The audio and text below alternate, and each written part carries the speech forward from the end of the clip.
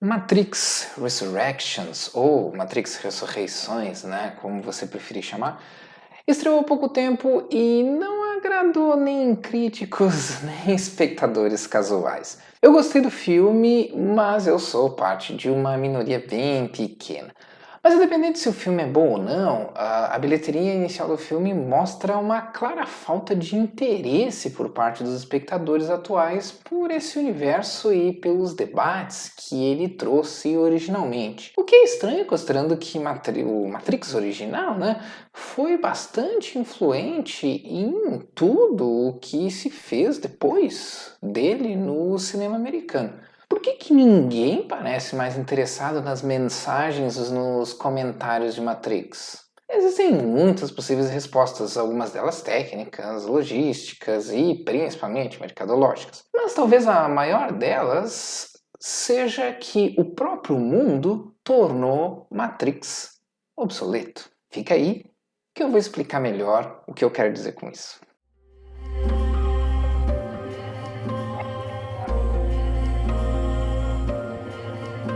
E aí galera, tudo certo?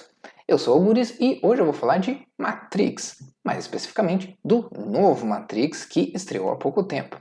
Alguns de vocês talvez sejam muito novos para lembrar ou até mesmo para estarem vivos, né? Na época que o primeiro Matrix saiu, mas eu era adolescente lá pelos idos de 1999 e esse filme foi provavelmente a experiência mais incrível que eu já tive no cinema até hoje, porque quando eu fui assistir o filme eu não sabia absolutamente nada sobre ele. Naquela época a internet era uma coisa bem no início, eu não tinha internet em casa e só me falaram que era um filme muito legal, que tinha cenas de ações muito legais. Então realmente foi uma experiência inesquecível, porque eu lembro muito bem em todos os detalhes. Então, é claro que eu ia dedicar, né, um tempo para assistir o retorno a esse universo mais de 20 anos depois do filme original, né? Infelizmente, minha experiência ficou bem longe, né, do que eu vivi lá em 99, o que eu já esperava, né? Mas não foi porque eu não gostei do filme. Pelo contrário, eu sou um dos poucos que, na verdade, gostei. O problema, na verdade, não foi a minha experiência, mas uma constatação sobre o mundo que me deixou, ao mesmo tempo, curioso e assustado. Como eu imagino que a maioria sabe do que se trata o universo Matrix, né? Eu vou dar aqui só uma sinopse bem básica para refrescar a memória. A história mostra que nosso mundo é, na verdade, uma simulação de computador criada por máquinas sencientes que entraram em guerra com a humanidade em algum momento da história e venceram. Então a gente acha que está preso no século XX/século XXI, mas o mundo real, na verdade, é um futuro distópico bem mais distante. Nós vivemos presos a esse mundo virtual, né, chamado de Matrix, para que as máquinas possam utilizar a energia produzida pelos nossos corpos e pela nossa mente para alimentar as atividades gerais dessas máquinas. O filme original é considerado um clássico, né? E teve duas sequências que dividiu opiniões. Mas independente disso, a história dos três filmes explorou ideias como liberdade, a natureza da realidade, escolhas, etc, né? E agora volta 20 anos depois do primeiro filme para uma nova história que soa datada. Mais do que datada, soa obsoleto. Mas eu não acho que isso é culpa do filme em si. Em um dado momento do filme original, o personagem Morpheus fala pro Neo: "Bem-vindo ao deserto do real". É uma frase de impacto bem legal, né? Que faz referência a um termo utilizado por Jean Baudrillard no seu livro Simulacros e Simulação, que as irmãs Wachowski, né, que dirigiram e criaram o Matrix, o original, né, usaram como principal referência para a história. Eu sei que muitos sempre levantaram as comparações mais óbvias, assim como a alegoria da caverna de Platão, por exemplo, mas Baudelaire é a verdadeira influência que usavam o livro como referência, inclusive para os atores. Infelizmente, Matrix nunca se focou o suficiente no livro do Baudelaire para realmente ser considerado uma boa tradução das ideias da visão que o autor propunha no livro, né? Tanto que ele mesmo falou que o pessoal que fez Matrix não entendeu, o livro dele, né? E a ideia do deserto do real é um exemplo que sintetiza isso muito bem, já que ela é usada no filme num contexto que não tem absolutamente nada a ver com o contexto original em que o termo é usado no livro. Eu já falei sobre as ideias do Baudrillard, já dei uma ideia geral sobre esse livro, sobre as ideias dele relacionadas a signos e simulacros e simulação, quando eu comentei sobre outro filme que não tem nada a ver com Matrix, né? Que é o Eles Vivem, do John Carpenter. Se você ainda não viu, deve ser porque não é inscrito aqui no canal. Então, se inscreve aí para saber sempre que sai um novo vídeo, para não perder nenhum, né?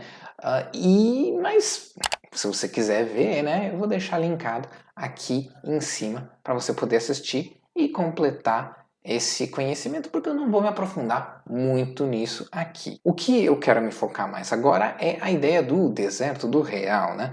No filme, o Morpheus usa esse termo para se referir ao futuro distópico onde eles vivem, né? Mas no uso original era uma forma do Baudelaire de falar sobre uma experiência da realidade onde a gente interage com representações que não tem associação com nada real, com nada realmente tangente do mundo físico. E aqui Baudrillard se torna mais relevante para o mundo real do que para Matrix, né? Porque o que ele descreveu foi quase profético, né? Num mundo como o de hoje, onde todas as relações são mediadas por algoritmos, né?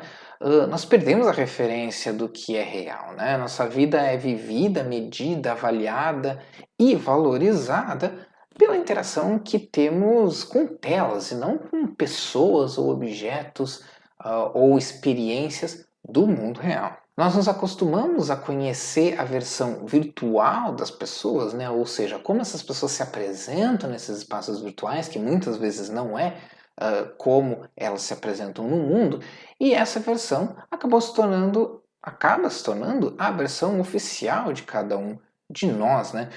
Nós não interagimos mais com as pessoas, assim, com postagens do Instagram, com vídeos do YouTube, com memes no WhatsApp e compartilhamentos no Twitter. Essa é a nova realidade, quer a gente queira ou não, e isso não tem só a ver com a pandemia, porque já era uma transição que estava acontecendo bem antes. E antes que você comece a pensar, então você quer dizer que a Matrix, no fim das contas, mesmo de uma forma alegórica, é real? Não, na verdade, o que eu quero dizer é que a Matrix está muito longe de ser real.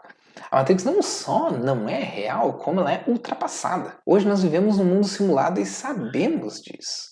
Não só a gente sabe, como a gente não se importa. A distinção entre o que é real e o que não é já é uma visão obsoleta de mundo por si só. Hoje em dia se tornou absurdo falar entre real e virtual, porque essa divisão, na prática, já não existe mais. É tudo uma coisa só. Em Matrix Resurrections, Neo e Trinity foram ressuscitados de alguma maneira e incorporados a uma nova Matrix. Enquanto a Trinity é uma mecânica que tem uma família feliz, com marido e filhos, Neo é um programador solitário, mas muito famoso e reconhecido mundialmente por ter criado uma trilogia de games chamada Matrix. Ou seja, no filme, os 3 filmes que a gente assistiu no passado são o modo história, digamos assim, de um game. É claro que a Lana Wachowski, que uma das diretoras dos originais e que volta para dirigir esse filme, ela usou isso como uma oportunidade para colocar na boca dos personagens suas próprias frustrações, né, com o modelo atual do cinema de Hollywood e também com a relação muitas vezes tóxicas dos fãs de Matrix em relação à franquia Matrix, em relação aos criadores e em relação ao mundo, né? Sendo uma mulher trans, ela deve ter tido bastante dificuldade de conseguir lidar, né, com o fato da obra ter sido abraçada e distorcida por grupos como grupos de extrema direita, que normalmente são abertamente anti-LGBT. Embora todo mundo fale em ser meta, né? Que realmente não é uma novidade em termos de cinema hollywoodiano, inclusive está começando a ser até um modismo bem enfadonho, Eu acho que muitos críticos perderam o ponto da diretora quando ela resolveu usar esse dispositivo narrativo de metalinguagem na história. No momento em que ela elimina a linha entre a realidade e a ficção e faz com que a gente veja o filme o tempo inteiro pensando ao mesmo tempo em como ela está falando sobre o mundo real, ela está nos deixando claro o quanto essas ideias sobre a distinção entre realidade e ficção mudaram com o tempo. Lutar para que as pessoas fiquem livres da fantasia e conheçam a realidade é uma luta que já não faz mais sentido porque não é mais relevante para as gerações atuais. Tem uma história muito legal que o Keanu Reeves conta numa entrevista e que eu acho que resume bem essa questão. Ele conta que estava na casa de um amigo que é diretor de filme, jantando com ele e com a família dele, o que incluía os filhos e tal. E os filhos mais jovens nunca tinham assistido Matrix, então o amigo dele, o diretor, pediu pro Keanu explicar sobre o que era Matrix, né? Então ele explicou o que era, né? E falou que era principalmente sobre o Neo tentando buscar e entender o que era real. E aí de repente a filha do diretor, a filha mais jovem, pergunta para ele por quê? E o Keanu Reeves ficou meio desconcertado com essa pergunta porque ele não entendeu, né? Ele perguntou como assim? E ela disse, quem se importa com o que é real? E daí o Keanu Reeves perguntou assim, tá, peraí, você não se importa se algo é real ou não? E a menina só respondeu, não.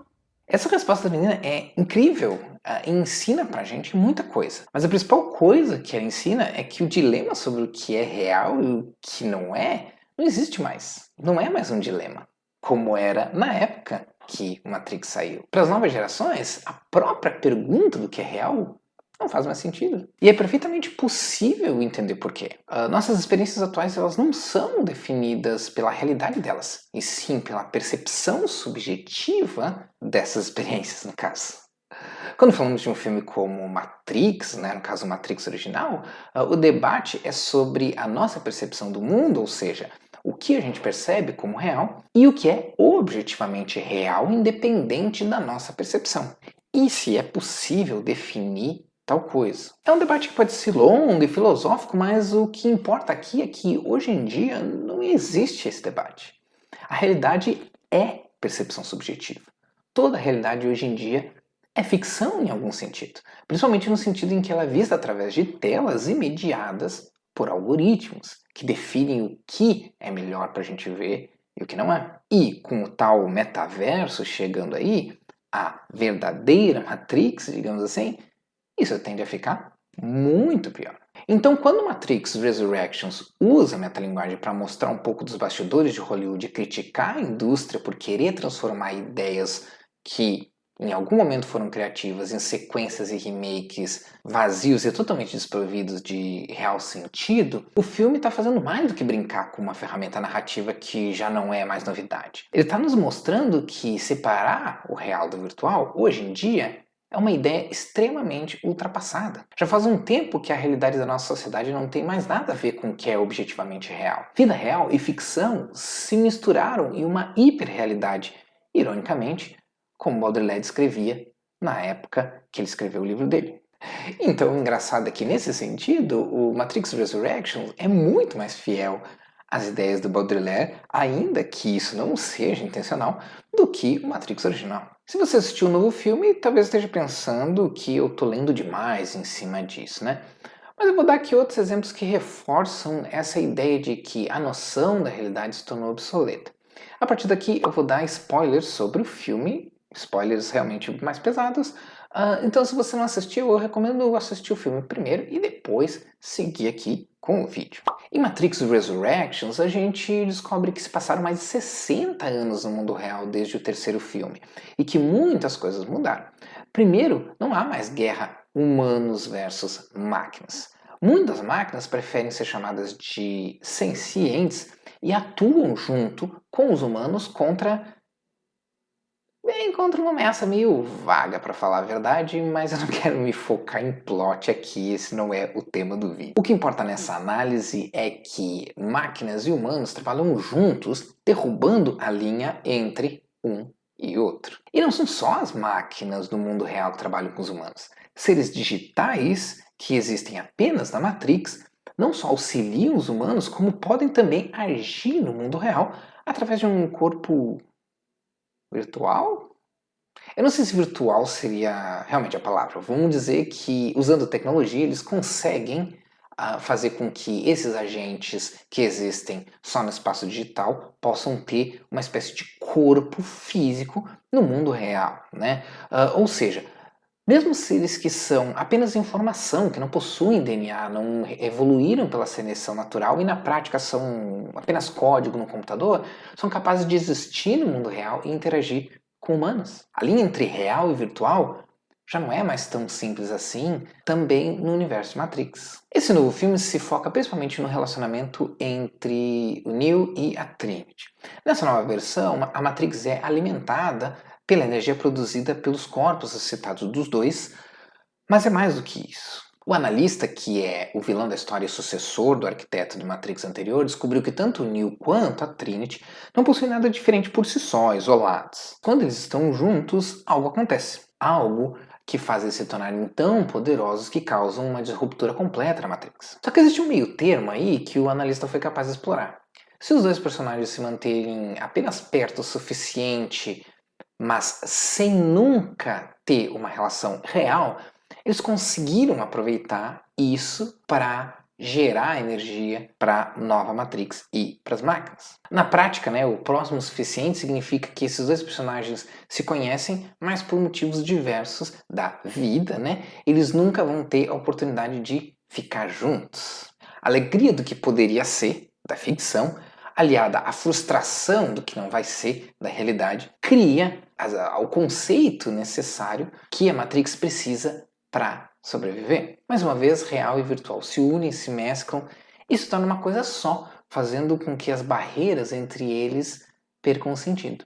A mensagem de Matrix Resurrections é bem clara. A trilogia original de Matrix é fruto de uma época que não existe mais. Uma época que se importava com fatos, com a solidez das interações, uma época em que estar preso num mundo que não é real era um medo, era uma coisa assustadora. E essas preocupações que o Matrix original levantava ficaram para trás quando se tornou comum a realidade particular suplantar a realidade objetiva, quando as interações rasas e bidimensionais se tornaram a zona de conforto de todo mundo e onde viver no mundo virtual não só é uma expectativa, como um anseio, um desejo. Em resumo, Matrix Resurrections é um filme sobre ideias datadas e ultrapassadas. E o filme sabe disso. O filme está o tempo inteiro, nas 2 horas e meia de projeção, ele está o tempo inteiro nos dizendo a Matrix, as ideias de Matrix, o filme Matrix é uma ideia obsoleta em relação a como o mundo é hoje. E eu poderia até terminar esse vídeo com a aceitação, né? Falando sobre a aceitação de que essa é a nova realidade das coisas e que o que dá para fazer agora é seguir em frente e aceitar, né, que as coisas são assim e que tá tudo bem, isso é evolução, o que quer que isso signifique. Mas aí eu pergunto, se a realidade como está é realmente como a realidade deveria ser, ou como as pessoas estão confortáveis que seja, por que a gente continua trazendo de volta dilemas e ideias antigas que aparentemente estão ultrapassadas? Ou será que elas não estão tão ultrapassadas assim? O que vocês acham? Até a próxima! E Matrix